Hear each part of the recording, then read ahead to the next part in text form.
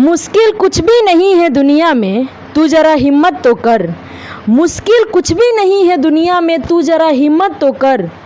ख्वाब बदलेंगे हकीकत में, तू ज़रा मेहनत तो कर। ख्वाब बदलेंगे हकीकत में, तू ज़रा मेहनत तो कर। तो हेलो दोस्तों, आप सभी का स्वागत है आपके अपने यूट्यूब चैनल लक्ष्य बीपीएससी में। तो चलिए दोस्तों, क्लास को हम लोग स्टार्ट करते हैं। आज का हमारा वीडियो है, उसमें हम लोग साइंस में पढ़ेंगे लवक के बारे में, प्लास्टिड के बारे में। आज हम लोग जो है सारे टॉपिकों को जानेंगे।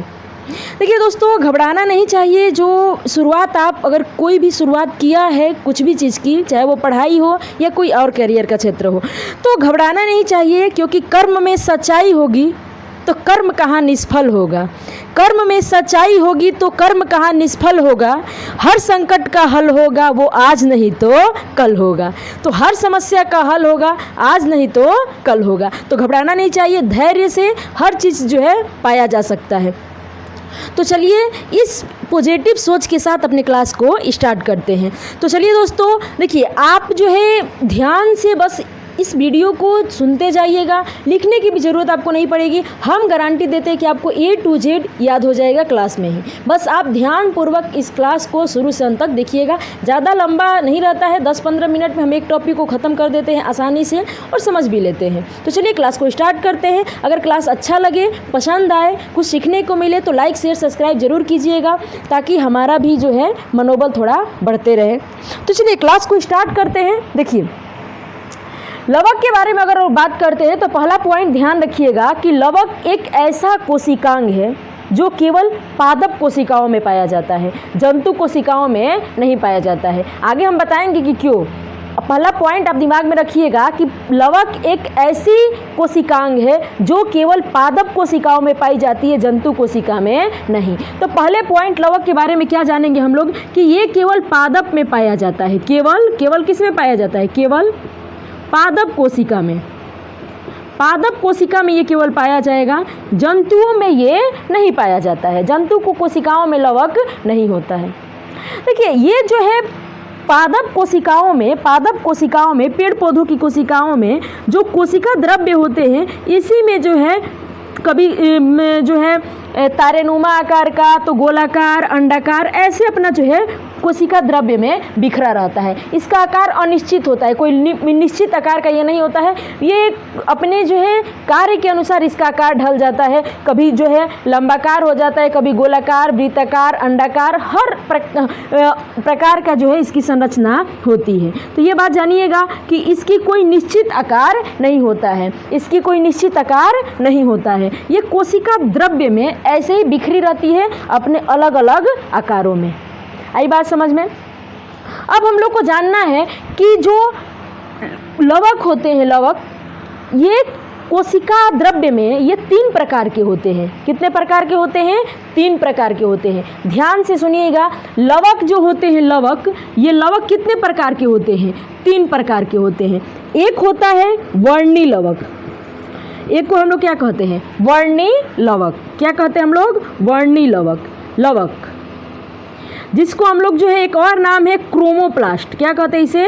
क्रोमोप्लास्ट। वर्णी लवक, क्रोमोप्लास्ट।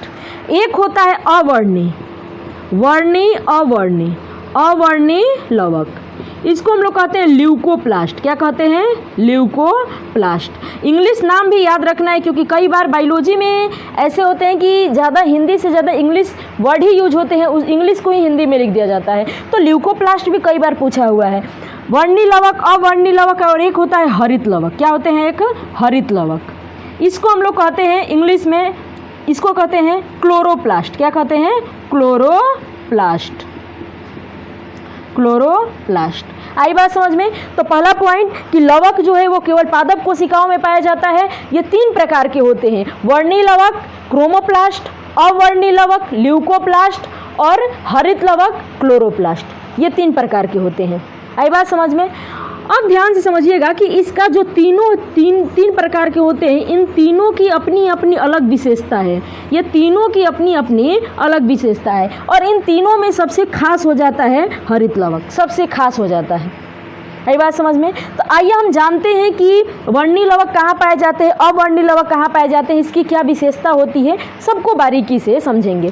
तो देखिए जो वर्णी लवक होते हैं, वर्णी लवक, मान लीजिए ये कोशिका है, पादप कोशिका है, ठीक, और कोशिका के केंद्र में केंद्रक है और इसके अंदर जो है फैली हुई है क्या, लवक। क्या फैले हुए हैं, लवक। अब ध्यान से समझिएगा, तो ये 3 प्रकार के होते हैं, 3 प्रकार के होते हैं। एक होता है वर्णी लवक जो कि रंगीन होता है। अगर आप कोशिका द्रव्य में देखिएगा तो लवक जो रंगीन होते हैं, जो लाल, पीला, नारंगी, अलग अलग कलर के होते हैं, उसको हम लोग कहते हैं, उसको हम लोग कहेंगे रंगीन जो होता है उसको हम लोग कहते हैं वर्णी लवक। तो ये रंगीन होता है। ये कैसा होता है, रंगीन होता है, अलग अलग रंगों का होता है। किसी में आपको देखेंगे तो गाजरी कलर का दिखाई देगा, तो कभी पीला, तो कभी हरा, कभी गुलाबी, मतलब अलग अलग रंगीन कलर का होता है वर्णी लवक। वर्णी लवक आई बात समझ में। क्रोमोप्लास्ट ये रंगीन होता है, आई बात समझ में। और ये कहाँ कहाँ पाया जाता होगा, तो ज़रा सोचिए दोस्तों कि पेड़ पौधों में ये रंगीन होता है और वर्णी है, रंग है, ये रंगीन वर्णक है, तो फिर वो उन जगहों पर पाया जाएगा जहाँ पे पेड़ पौधे कलरफुल होते हैं। कलरफुल होते हैं तो वहाँ पे वर्णी लवक की उपस्थिति होता होगा। जैसे कि जो फल हो गया, फूल हो गए, ये सब अलग अलग कलर के होते हैं, तो इनको कलरफुल बनाने में किस कोशिकांग का योगदान होता है, तो वर्णी लवक का। तो वर्णी लवक कहाँ पाए जाते हैं, तो फलों में पाए जाते हैं, रंगीन फल जो होते हैं फलों में, उसके बाद फूलों में, पत्तियों में भी पाए जाते हैं। यानी कि उन जगहों पर पाया जाता है जो रंगीन होता है, जो कलरफुल होते हैं, पेड़ पौधे के जो भाग कलरफुल होते हैं उन जगहों पे कौन से वर्णक पाए जाते हैं, तो वर्णी लवक। तो वर्णी लवक के बारे में 2 बातें याद रखनी है। पहला कि ये रंगीन होता है, ये कैसा होता है, रंगीन होता है। और दूसरी बात है कि अगर रंगीन है तो वो रंगीन वाले जगहों पे होगा। तो पेड़ पौधों में अधिकांशतः रंगीन उसके फल होते हैं, फूल होते हैं, उसकी पत्तियां होती है रंगीन। तो उन सभी जगहों पे कौन से लवक पाए जाएंगे, तो क्रोमोप्लास्ट। आई बात समझ में। देखते होंगे जैसे कि गुलाब का जो फूल होता है वो देखते होंगे कि अलग अलग कलर का होता है, तो वो अलग अलग कलर का कलरफुल जो बनाने का काम होता है, कलरफुल में जो योगदान देता है वो कौन सा देता है, वर्णी लवक। आई बात समझ में। तो देखते होंगे कि पीला गुलाब, हरा गुलाब, नीला गुलाब, ये क्या बोलते हैं, वास्तव में गुलाब तो वास्तव में होता क्या है, गुलाबी या रेड, है कि नहीं। तो इन सभी फूलों को कलरफुल बनाने में किसका योगदान होता है, वर्णी लवक का। किसका योगदान होता है, वर्णी लवक का। आई बात समझ में। तो इससे जो है 2 पॉइंट को याद रखना है। आगे हम लोग जानते हैं अवर्णी लवक का क्या योगदान है, ये क्या करता है। तो अब जरा सोचिए दोस्तों, अगर मनुष्य में लवक पाए जाते और मनुष्य में वर्णी लवक होता तो फिर मनुष्य भी कलरफुल होता, है कि नहीं। लाल, गुलाबी, पीला, हरा, सफ़ेद ऐसे कलर के मनुष्य भी हो जाते, जीव जंतु भी हो जाते। तो थोड़ा सा अजीब बात नहीं हो जाती कि कैसे लगता अगर जीव जंतु कलरफुल होते तो कलरफुल नहीं है, इसकी वजह है कि हमारे अंदर लवक नहीं पाए जाते हैं। अब जैसे सोचिए अगर होता भी तो और ज़्यादा भेदभाव बढ़ जाता। गोरे काले केवल 2 ही कलर है तो इतना भेदभाव फैला हुआ है। अगर मान लीजिए अलग अलग कलर होता तो कितनी भेदभाव फैलती मानव जाति में, है कि नहीं। अगर मान लीजिए कोई गुलाबी है तो कहेगा इस रे गुलाबी कलर है, तो गुलाबी कलर वाला अपने आप को खूब स्मार्ट समझेगा। जो रेड कलर है कहेगा आवा ना मेरा तरंगधर इतना है कि हम दूर से चमकेंगे तो इस तरीके से जो है अगर पेड़ पौधों में ये पाया जाते हैं, जीव जंतुओं में नहीं पाया जाता है, ये एक अच्छी ही बात है। आई बात समझ में। कुदरत जो भी बनाता है सोच समझ के बनाता है, तो काफ़ी सोच समझ के बनाया है कि अगर 2 कलर मनुष्य में दे दिए हैं तो ये लोग अपने में इतना ज़्यादा भीड़ जाता है 2 ही कलर को लेकर के। अगर इसको 7 कलर के सतरंगी बना देंगे तो फिर मनुष्य धरती पर रहेगा या किसी को ना रहेगा ना रहने देगा, है कि नहीं। तो इस तरीके से ये लवक जो है वो जीव जंतु में नहीं पाए जाते हैं, पेड़ पौधों में पाए जाते हैं।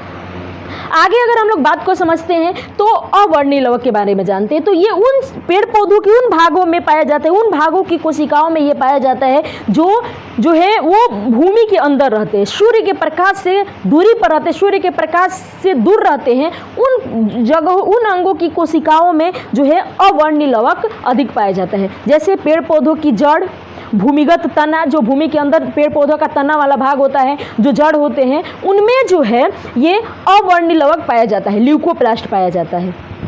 ये तो पेड़ फूलों को, फलों को, पत्तियों को रंगीन बनाता है, तो ये क्या करता होगा, ये जड़ के अंदर है, भूमिगत तना में पाया जाता है, जड़ में पाया जाता है, तो ये काम क्या करता होगा, तो ये काम करता है कि ये जो है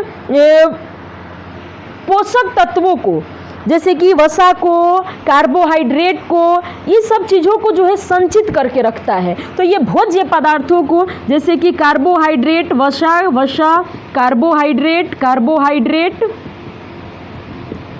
कार्बोहाइड्रेट, इन सब को क्या करता है, संचित करके रखता है। क्या करके रखता है, संचित करके, ये अपने अंदर इसको स्टोर करके रखता है। तो कौन सा लवक जो है खाद्य पदार्थों को, कार्बोहाइड्रेट को, वसा को, इन सभी को संचित करके रखने का काम करता है? तो अवर्णीय लवक।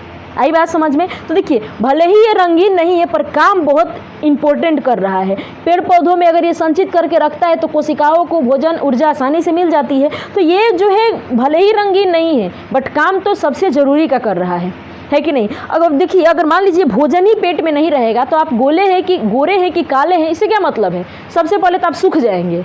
गोरे भी हुए या काले भी हैं, सुंदर है, बदसुंदर है, इससे कोई मतलब नहीं है। अगर पेट में कुछ भी नहीं है तो आप बेचैन ही रहेंगे। तो अगर मान लीजिए कि पेड़ पौधे रंगीन ही होके क्या करेगा, जब उसके पास जो है भोजन, ऊर्जा का स्रोत ही नहीं रहेगा। तो ये काफ़ी इंपॉर्टेंट काम करता है। वसा को, कार्बोहाइड्रेट को जड़ में, भूमिगत ताना में स्टोर करके रखता है। कौन? अवर्णीय लवक। तो इसका ये कहाँ पाया जाता है? ये रंगहीन होता है। कैसा होता है दोस्तों? रंगहीन।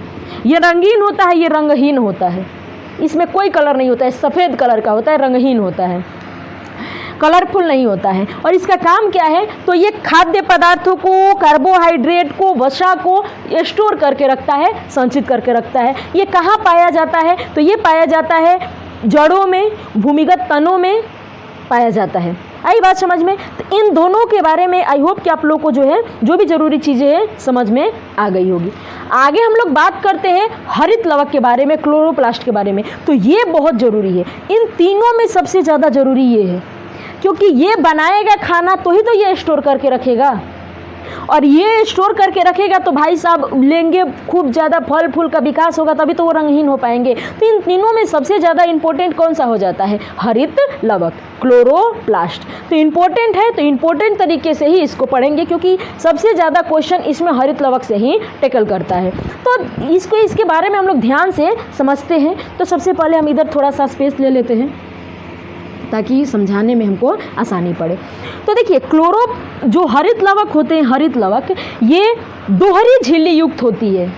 पहली विशेषता इसकी है, आप लोग जो है पिछला हमारा वीडियो देखे होंगे तो उसमें हम बताए हैं कि माइटोकॉन्ड्रिया जो है वो दोहरी झिल्ली युक्त होती है। उसी तरीके से लवक का जो हरित लवक है वो भी दोहरी झिल्ली युक्त होता है। आई बात समझ में? तो हरित लवक का जो हरित लवक है, हरित लवक, वो भी दोहरी झिल्ली युक्त होता है। इसकी पहली विशेषता में याद रखिएगा कि ये दोहरी झिल्ली युक्त होता है। कैसा होता है? दोहरी झिल्ली युक्त होता है। इसमें दोहरी झिल्ली होती है। आई बात समझ में? पहली विशेषता समझिएगा कि इसमें दोहरी झिल्ली होती है, इसके ऊपर दोहरी झिल्ली होती है। आई बात समझ में? इसके अंदर जो होते हैं, इसके अंदर क्लोरोफिल भरे होते हैं, बोलते हैं। इस हरित लवक के अंदर, हरित लवक एक थैली की तरह संरचना होती है, दोहरी झिल्ली युक्त। इसमें भरे रहते हैं, क्या भरे रहते हैं? तो पर्णहरित क्लोरोफिल। और ये क्लोरोफिल हरे कलर के होते हैं। इसके अलावा भी अलग अलग कलर के भी होते हैं, रंगीन कलर, लाल, मतलब कि थोड़ा अलग अलग, हरा के अलावा भी अलग अलग कलर के भी होते हैं क्लोरोफिल, जो कि इसमें पाए जाते हैं। किसमें? हरित लवक में। आई बात समझ में?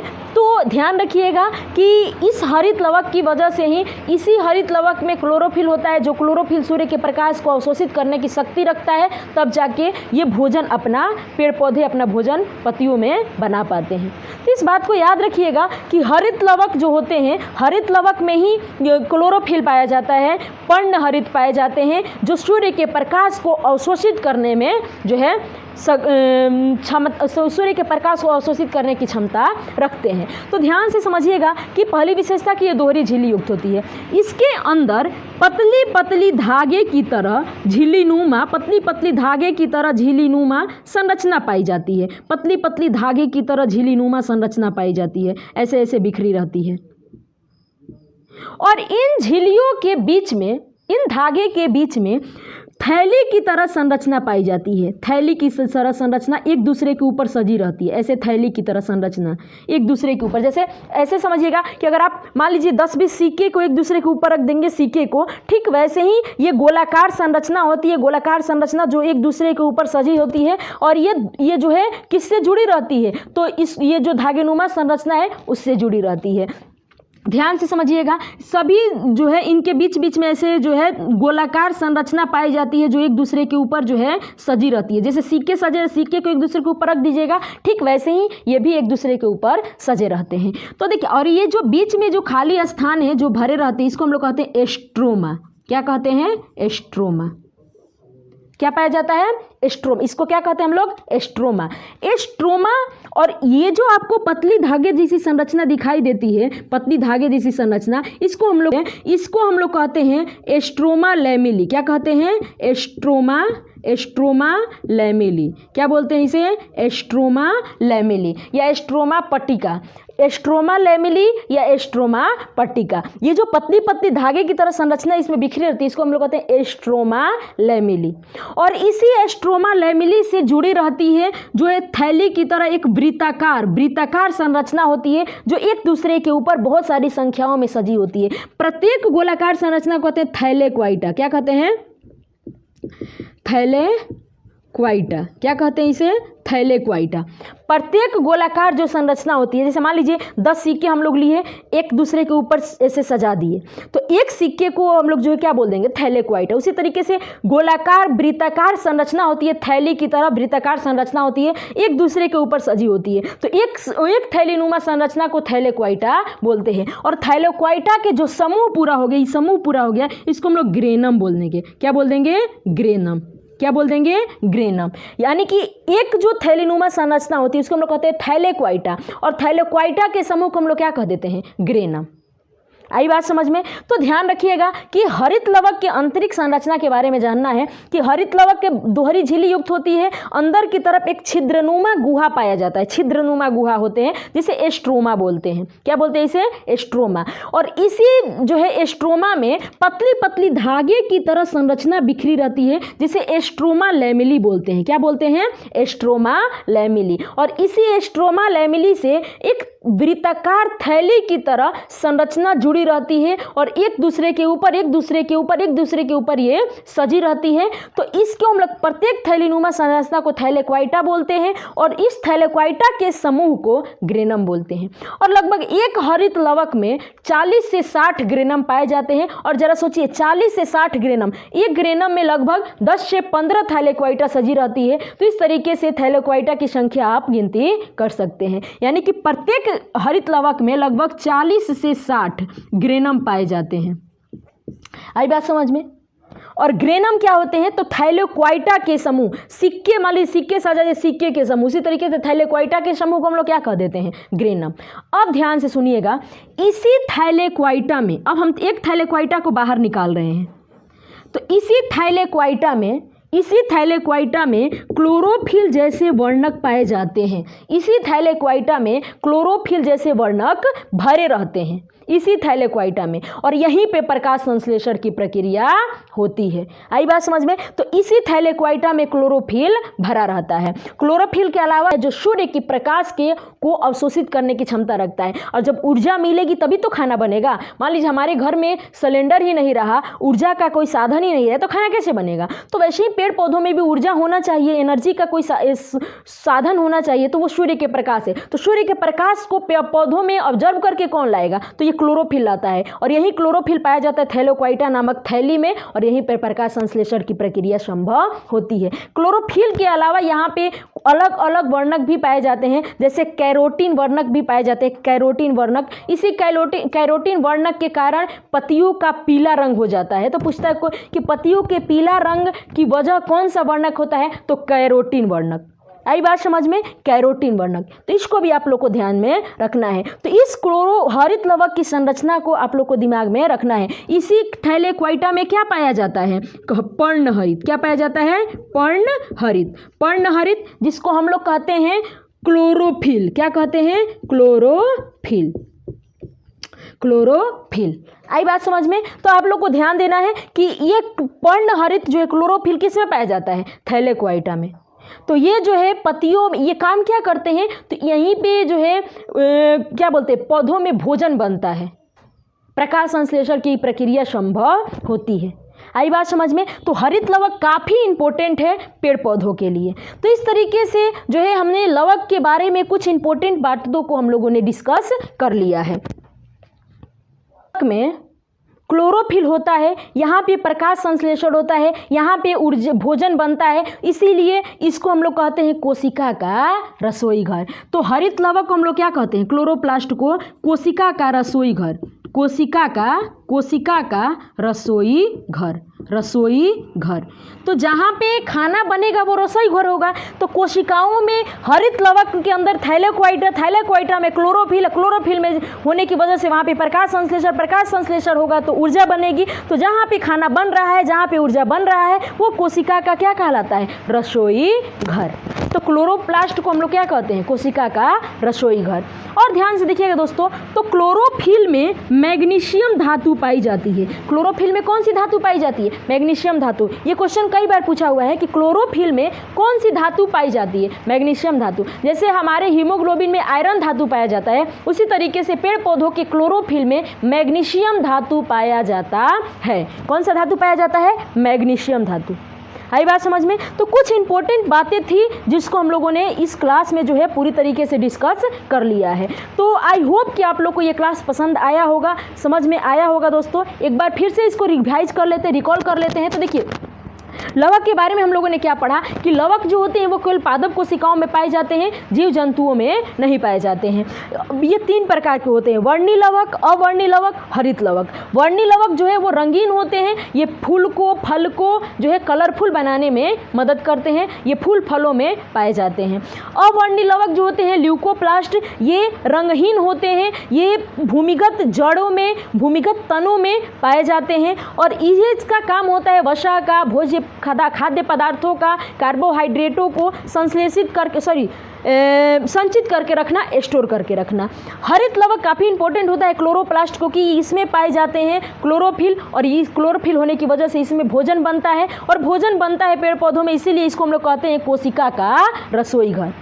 तो हरित लवक जो होती है वो दोहरी झिल्ली युक्त होती है और इसके अंदर छिद्रनुमा गुहा पाई जाती है जिसे एस्ट्रोमा कहते हैं। इसी एस्ट्रोमा में पतली धागे की तरह संरचना फैली रहती है जिसे एस्ट्रोमा लैमेली बोलते हैं। इस एस्ट्रोमा लैमेली से थैली की तरह गोलाकार संरचना एक दूसरे के ऊपर जो है सज के एक दूसरे के ऊपर चढ़ी इसमें पाई जाती है। प्रत्येक थैलेनुमा संरचना को थैलेकोइटा बोलते हैं और थैलेकोइटा के समूह को ग्रेनम बोलते हैं और एक हरित लवक में लगभग 40 से 60 ग्रेनम पाए जाते हैं। आई बात समझ में? इसी थैलेकोइटा में क्लोरोफिल वर्णक पाए जाते हैं। इसके अलावा कैरोटीन वर्णक भी पाए जाते हैं, जो कैरोटीन वर्णक होते हैं जो पत्तियों के पीले होने के कारण बन जाते हैं कैरोटीन। और इसके अलावा इसमें क्लोरोफिल पाए जाते हैं और इसी क्लोरोफिल की वजह से यहाँ इस थैलेकोइटा में प्रकाश संश्लेषण की प्रक्रिया संभव होती है। और क्यों संभव होती है? क्योंकि क्लोरोफिल में क्षमता होती है सूर्य के प्रकाश को ऑब्जर्व करने की और इस क्लोरोफिल में मैग्नीशियम नामक धातु भी पाए जाते हैं। तो आई होप कि आप लोग को ये क्लास पसंद आया होगा। तो चलिए मिलते हैं इसी तरह के नेक्स्ट वीडियो में। कल का हमारा जो क्लास रहेगा वो रसधानी के बारे में जानेंगे, उसके बाद सेंट्रोसोम के बारे में जानेंगे। तो चलिए मिलते हैं नेक्स्ट वीडियो में। तब तक के लिए आप लोग मस्त से पढ़ते रहिएगा, ज़बरदस्त तरीके से तैयारी करते रहिएगा। जय हिंद।